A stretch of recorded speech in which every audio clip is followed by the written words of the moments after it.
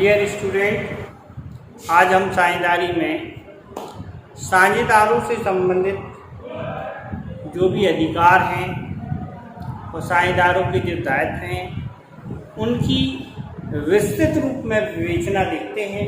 तो सबसे पहले हम देख रहे हैं साझेदारों के अधिकार।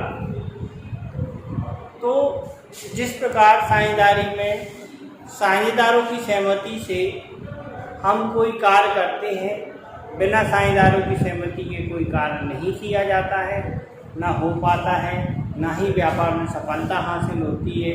तो इसी प्रकार हर एक साझेदारों को कुछ अधिकार और कुछ दायित्व उन्हें प्रदान किए गए हैं। तो उन साझेदारों को कौन कौन से अधिकार और दायित्व मिले हैं, उस चीज़ की हम व्याख्या करें। सबसे पहले व्यापार संचालन में भाग लेने का अधिकार। प्रत्येक साझेदार जो व्यापार कर रहा है, साझेदार आपसी साझेदारों से मिलकर व्यापार कर रहा है, उस हर एक साझेदार को अपने व्यापार का संचालन करने का पूर्ण अधिकार होता है। हर एक साझेदार अपने व्यापार में व्यापार को संचालित करने का पूर्ण अधिकार प्राप्त होता है। वह चाहे तो वह जो साझेदारी व्यापार कर रहा है उसमें पूर्ण मनी रूप से व्यापार में प्रतिभाग करेगा। तो व्यापार संचालन में पूर्ण रूप से प्रतिभाग करने का अधिकारी होता है। वह साझेदारी के प्रत्येक कार्य को करने के लिए अधिकार प्राप्त कर सकता है। उसे इस बात के लिए नहीं कहा जा सकता कि आप ये कार्य नहीं करेंगे, यह कार्य। उसे हर एक काम में प्रतिभाग करने का अधिकार है। दूसरा है मत प्रकट करने का अधिकार। साझेदारी फर्म में सभी साझेदारों को आपसी सहयोग के द्वारा किसी भी बात पर निर्णय लेना हो तो हर एक बात पर निर्णय लेने के लिए हर एक साझेदार को अपना मत प्रकट करने का अधिकार होता है। तो प्रत्येक साझेदार को अपना मत, कोई भी कार्य करने में अपनी राय देनी हो तो उस राय देने के लिए अपना मत प्रकट करने का पूर्ण अधिकार था। हर एक साझेदार को अपना मत प्रकट करने का अधिकार। प्रतियोगी व्यवसाय का संचालन। प्रतियोगी व्यवसाय का संचालन का मतलब ये है, यदि कोई साझेदार अपने किसी साझेदार या वो अपना फर्म छोड़ दिया है या अन्य कोई कार्य किया है तो उसी टाइप का वह बिजनेस कर रहे हैं, तो उन्हें ऐसा नहीं कर सकते कि वो फर्म से हटकर कोई कार्य करें। तो उसे ऐसा अधिकार नहीं होता है कि वह फर्म से हटकर कोई कार्य करे। लेकिन अगर वह इसी प्रकार का कोई बिजनेस करना चाहता है, दूसरा व्यापार करता है, उसी टाइप का दूसरा व्यापार करता है, तो उसे ऐसा वह नहीं कर सकता है कि वह उसी टाइप का व्यापार करेगा और पुरानी फर्म के अपने कस्टमर को तोड़कर अपने ग्राहक बनाएगा। ऐसा उसे करने का अधिकार नहीं। तो उसी प्रकार का अगर वह व्यापार तो कर सकता है, लेकिन अगर वह चाहे पुरानी फर्म को तोड़कर अपने ग्राहक बनाए तो ऐसा उसे अधिकार प्राप्त नहीं है।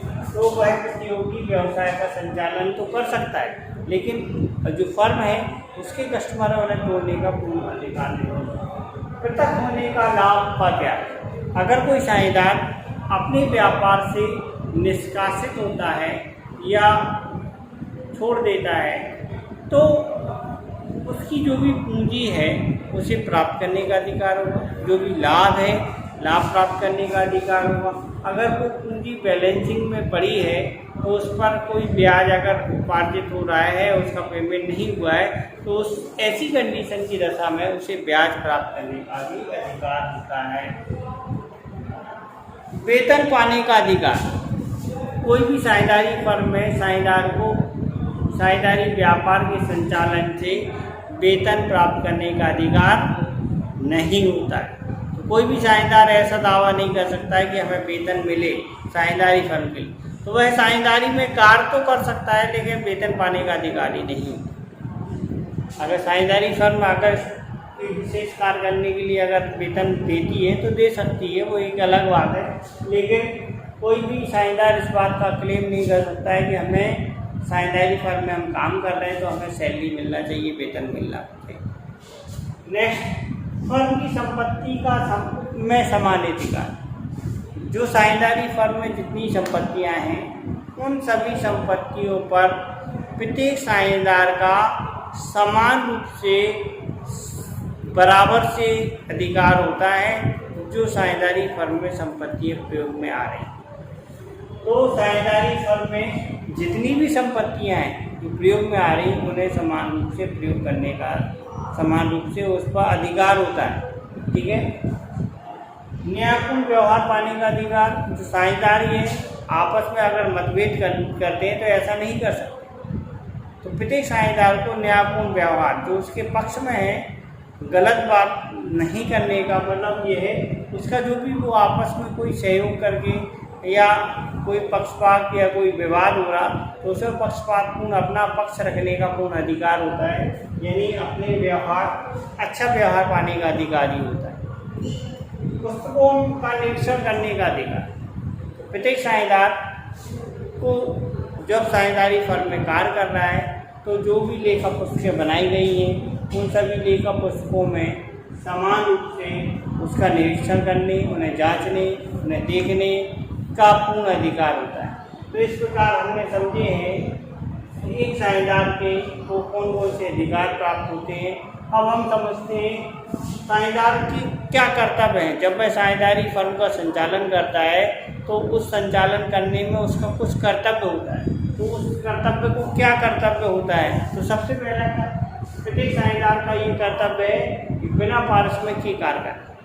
कोई भी साझेदार साझेदारी फर्म में कार्य करता है तो उसके लिए वो ये दावा नहीं कर सकता कि मैंने साझेदारी फर्म में काम किया है तो उस काम करने पर उसे कुछ ना कुछ मेहनताना मिले या उसका कुछ ना कुछ सैलरी मिले या उस पर कुछ ना कुछ उस कार्य के लिए रेम्युनरेशन मिले। तो आप कार्य तो कर सकते हैं लेकिन पारिश्रमिक पाने का अधिकारी नहीं होंगे। लापरवाही के लिए क्षतिपूर्ति। यदि किसी साझेदार के द्वारा साझेदारी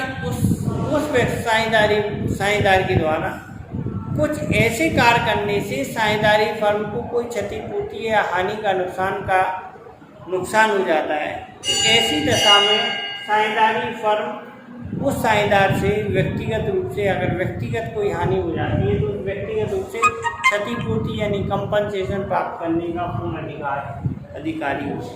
तो प्रत्येक साझेदारी फर्म अपने साझेदार से या कोई वो नुकसान कर देता है या कुछ तो उसकी भरपाई प्राप्त करने का अधिकारी होती है साझेदारी फर्म। व्यक्तिगत लाभ का हिसाब देना। कभी कभी क्या होता है कोई साझेदार इस प्रकार का कोई बिजनेस करता है या कोई कार्य करता है जिससे उसे पर्सनल प्रॉफिट हो और वो साझेदारी फर्म का के नाम से लाभ कमा लेता है। तो अगर वह ऐसा करता है तो ऐसा करने की कंडीशन में वो साझेदारी फर्म के नाम से अगर उसे कोई पर्सनल प्रॉफिट होता है तो उस पर्सनल प्रॉफिट का पूरा हिसाब साझेदारी फर्म को देने का अधिकार है। तो ऐसा नहीं कर सकता है कि वो पर्सनल प्रॉफिट बनाए। अगर साझेदारी फर्म के माध्यम से अगर उसे प्रॉफिट हुआ है तो उसको प्रॉफिट को हिसाब किताब देने का पूरा अधिकार होता है कि आपका कर्तव्य है कि आप अपना हिसाब किताब दें। लापरवाही की क्षतिपूर्ति। व्यक्तिगत लाभ का हिसाब देना, ठीक हिसाब देना। जो भी आपने व्यापार का संचालन किया या कोई कार्य कर रहे हैं उस कार्य करने के लिए जो भी हिसाब है साझेदारी वो आपको ठीक हिसाब देना। व्यवसाय संबंधी स्पष्ट सूचना देना। आपको व्यवसाय की कोई महत्वपूर्ण जानकारी प्राप्त हुई है या किसी व्यक्ति के माध्यम से जानकारी मिली है तो ऐसी जानकारी आपको अपने व्यवसाय को सूचना जो अपने व्यापार के लिए लाभदायक है तो इस प्रकार की सूचना अपने व्यापारिक संगठन को देना पड़ेगी। तो इस प्रकार की सूचना जब आप व्यापारिक संगठन को देंगे तो इससे आपको व्यापारिक फर्म को लाभ हो। तो आपका कर्तव्य है कि आप इस प्रकार की सूचना अगर प्राप्त होती है तो आप उन्हें समय समय पर साझेदारी फर्म को दे दें। अपने अधिकार के अंदर कार्य करना। हर एक साझेदार का ये अधिकार होता है कि उसे कुछ ना कुछ अधिकार मिलते हैं तो उसे उसका कर्तव्य है कि वह अपने अधिकार के अंदर कार्य करे। फर्म की संपत्ति का निजी कार्य में प्रयोग नहीं। जो भी फर्म की संपत्ति आपको प्राप्त हुई है जिसके माध्यम से आप कार्य कर रहे हैं तो उस संपत्ति को आप व्यक्तिगत रूप में प्रयोग नहीं कर सकते। तो सबसे पहले फर्म की कोई संपत्ति अपनी निजी कार्य में प्रयोग करने का आपको कोई अधिकार नहीं है। और हर एक साझेदार का कर्तव्य है कि दूसरे साझेदार के प्रति विश्वसनीय रहे, क्योंकि बिना विश्वास के एक साझेदारी संस्था आगे नहीं तरक्की कर सकती है। तो हर एक साझेदार को इस प्रकार से कार्य करना चाहिए कि एक दूसरे को विश्वासपात बने रहें। तो विश्वासपात बने रहेंगे जिससे कि साझेदारी फर्म ऊंचे लेवल पर कार्य करेगा और ज़्यादा से ज़्यादा लाभ उठाएगा। तो आज हमने साझेदारी फर्म में साझेदारों के अधिकार और साझेदारों के कर्तव्य को समझा है, जो आपके लिए आवश्यक है। आप इनका एक दो बार इस वीडियो को देखें, शेयर करें, लाइक करें और इन्हें अपनी कॉपी में नोट आउट करें। उस टाइप के क्वेश्चन जो मैं करवाता हूँ, इसी टाइप के क्वेश्चन आपकी परीक्षाओं में पूछे जाते हैं।